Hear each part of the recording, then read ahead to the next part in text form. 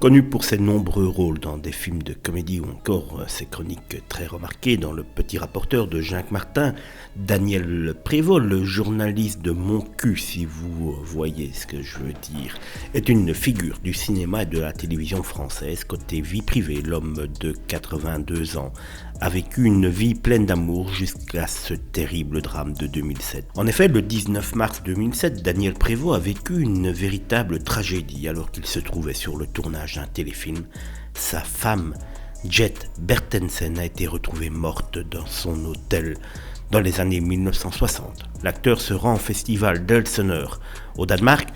Là-bas, il fait la connaissance de Jet Bertelsen de Diet. Très vite, il en tombe amoureux et se marie avec la Danoise. De leur union sont nés 3 enfants, Soren, également acteur, Erling et Christophe. En 2007, donc après près de 40 ans d'amour, une tragédie va cependant séparer le couple à tout jamais. À l'époque, le comédien sur le tournage du téléfilm Monsieur Joseph, réalisé par Olivier Langlois, un rôle bien différent de ceux qu'il a l'habitude d'interpréter puisqu'il s'agit de celui d'un ancien instituteur soupçonné du meurtre d'une femme et de la disparition de son épouse.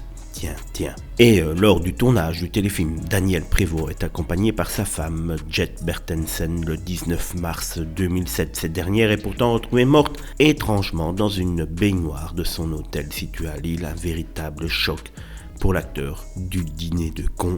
Après cette tragédie, il essaiera tant bien que mal d'aller de l'avant. Il expliquera en 2018 à RTL: on ne se défait pas d'un deuil comme ça du jour au lendemain.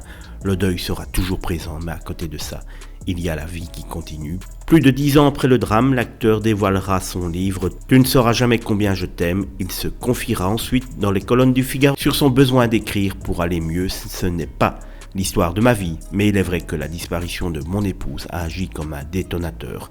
J'ai eu besoin d'écrire pour me reconstruire parce qu'après un drame, on a besoin de recréer quelque chose. Et ce permis de reconstruire, vous l'obtiendrez avec votre famille, avec ceux qui restent, avait-il conclu.